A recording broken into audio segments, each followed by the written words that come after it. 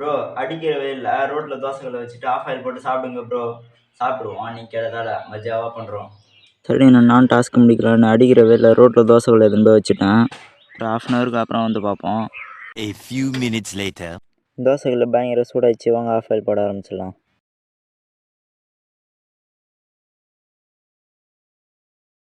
Of oil போடும் போதே உடஞ்சிச்சிங்க.